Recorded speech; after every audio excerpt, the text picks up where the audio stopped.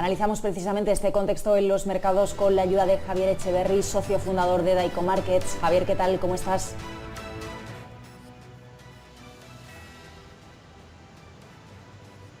Ahora, tenía el micro silenciado. Ahora ¿Qué tal? ya, Buenas tardes, ya te veo encantado y de te saludaros. escucho. ¿Cómo estáis? Javier, hablábamos hace un par de semanas tú, yo y Samuel, y hablábamos de ese Sí. espectacular mes de noviembre, ¿te acuerdas que hemos vivido? Ahora vemos cómo, al menos en los primeros 11 días de diciembre, a pesar de las caídas que hemos visto en algunos días, como por ejemplo hoy, se mantiene un tono, bueno, pues más o menos en la misma línea. Desde luego no estamos viendo avances tan significativos, ha sido un mes de noviembre especialmente destacado, pero en cualquier caso no se mantiene o no llega a esa corrección tan abrupta que podíamos haber esperado, ¿no?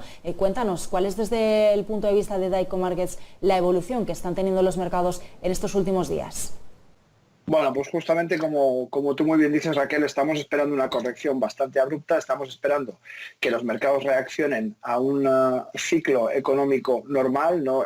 De hecho, estamos en el ciclo expansivo más largo de la historia en Estados Unidos y estamos en un escenario pandémico donde la situación socioeconómica es desesperante en muchísimas zonas económicas. Por tanto, los niveles de máximos que estamos experimentando, como decíamos hace un par de semanas, no tienen demasiado sentido y empezamos a ver leves muestras de esa futura corrección que preveemos bastante profunda, puesto que, como decimos, tener al Dow Jones por encima de 30.000 puntos, ha llegado por 30.200 y pico puntos en momentos, es una auténtica barbaridad. Por lo tanto, nosotros lo que hacemos es visualizar con nuestros sistemas de trading cuantitativo cuáles son los posibles movimientos, escanear el mercado buscando las zonas de posible corrección y ver en qué puntos empieza a dar gestos o signos, mejor dicho, de cambio de tendencia, como empezamos a ver en los índices.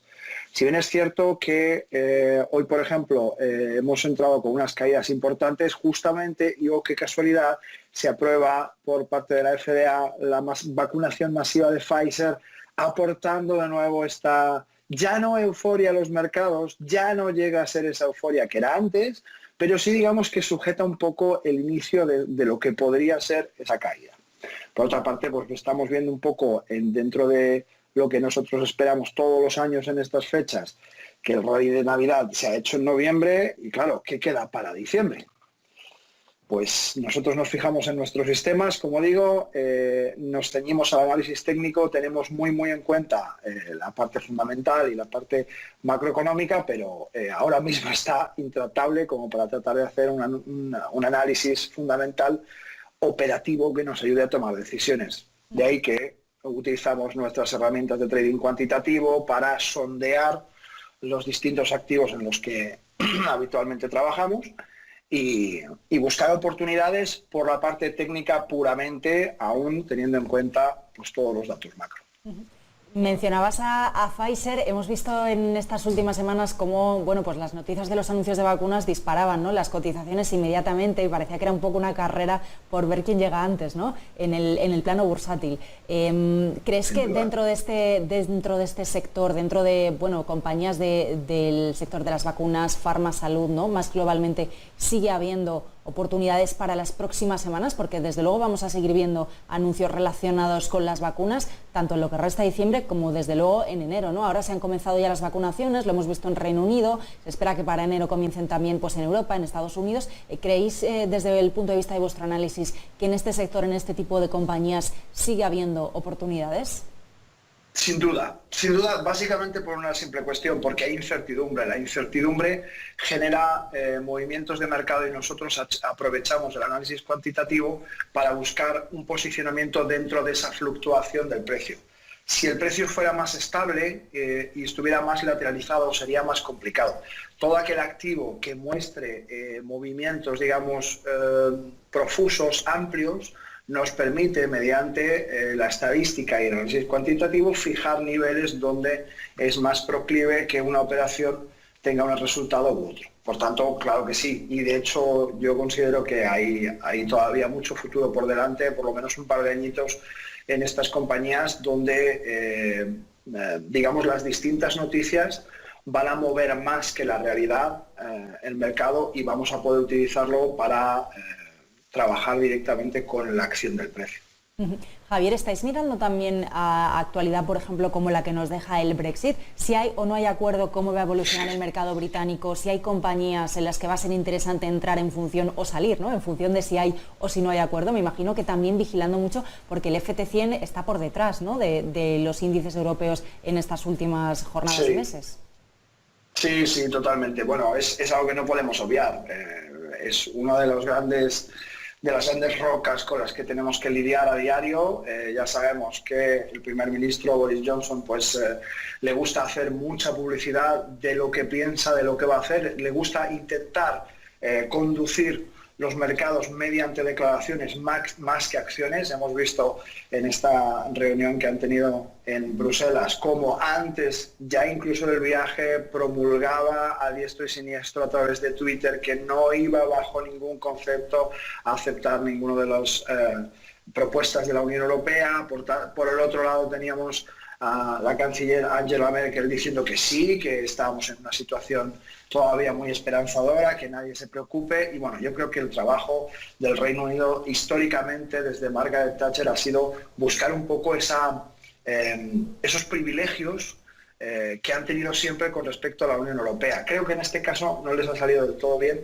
porque una vez que ya salieron del Brexit mediante la votación, no les queda otro sentido que salir. Pero bueno, en definitiva, tienen que seguir jugando a eso para buscar el mejor acuerdo posible que puedan gestionar con la Unión Europea, como en este caso con la señora von der Leyen.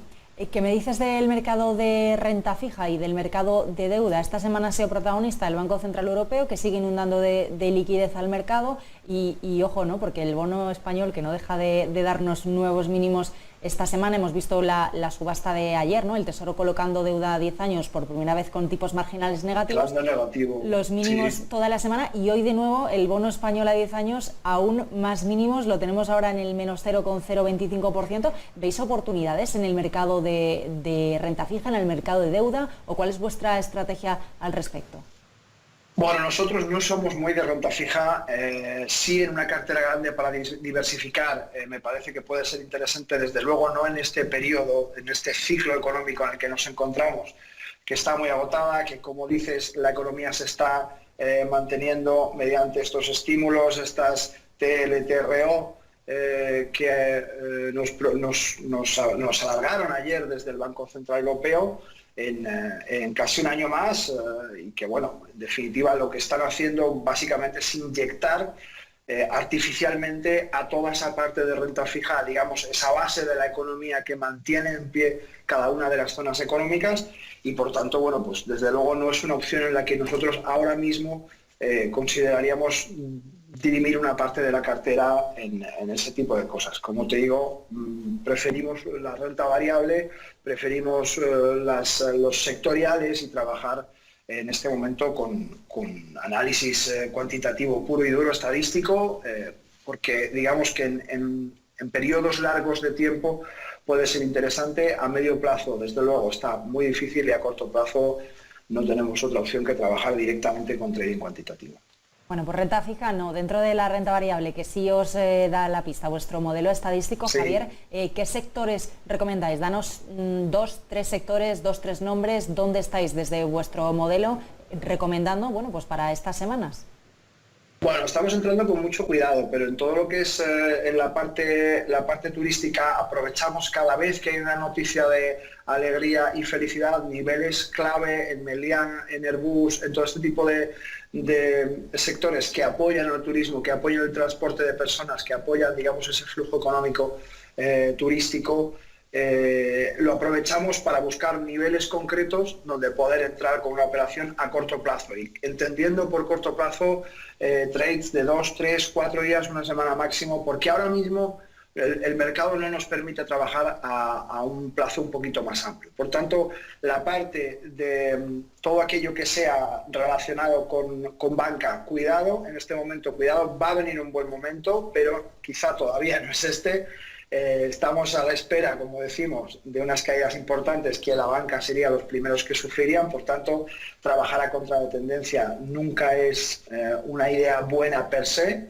Sí es interesante hacer alguna entrada en contra de tendencia cuando hay un nivel concreto y además la parte fundamental lo apoya, pero si no, tratamos siempre de trabajar a favor de tendencia, como te digo, sectorialmente dentro de todo lo que sea farmacéuticas vamos a estar, todo lo que sea biotecnología vamos a estar, y todo lo que sea turismo y transporte de personas o incluso construcción de los suppliers necesarios para el transporte de esas personas también. De hecho, esta semana hemos hecho un par de operaciones en concreto de Airbus y de Meliá, y nos han ido ambas bien porque aprovechamos esos movimientos contratendenciales que ahora mismo creemos que en breve sí que va a tener, puesto que está muy barato por el golpe que han sufrido con esta pandemia, puesto que esos títulos están muy baratos, a medio plazo creemos que sí que va a tener una profusión muy interesante, pero claro, hay que hacerlo con mucho cuidado, trabajando con stops muy bien medidos y sabiendo muy bien qué parte de nuestra cartera tenemos expuesta en este tipo de activos. Dentro de este tipo de activos y sectores que nos recomiendas, Javier, ¿discrimináis por mercado? No sé si miráis desarrollados, emergentes o si tenéis un poco de todo. Bueno, tenemos un poco de todo. La verdad es que trabajamos más en grandes grupos, como bien dices, nos centramos un poco más en el movimiento global de los índices, nos centramos un poco más en acciones tanto europeas como americanas, y en emergentes tenemos mucho cuidado porque no son mercados que conozcamos a nivel fundamental de manera profunda, y todo aquello que uno no conoce muy bien se puede trabajar, se puede sondear, pero hay que ser extremadamente prudente porque, como dice el refrán, zapatero a tus zapatos, lo que sepas hacer bien y lo que no sepas hacer, ten cuidado, vete poquito a poquito. En este caso, no somos de emergentes, aunque a mí personalmente sí que me gustan y considero que hay opciones muy interesantes. Por ejemplo, India está en un momento muy, muy interesante para hacer cosas. Lo que pasa es que, hay que conocer un poquito el mercado hindú, es uno de los mercados con más riesgo de Asia, pero también con mayores oportunidades. Por tanto, muy, muy buena gestión del riesgo, muy buen control sobre la exposición que damos a nuestra cartera y sobre todo un método muy claro que nos permita tener puntos de entrada y de salida muy bien definidos y determinados. Bueno, Javier, pues tomamos muy buena nota y ese binomio rentabilidad-riesgo que nos trae siempre loca a la cabeza. Muchísimas gracias por acompañarnos. Vamos a ver cómo termina el año. Un placer, como siempre. Gracias. Un placer, Javier.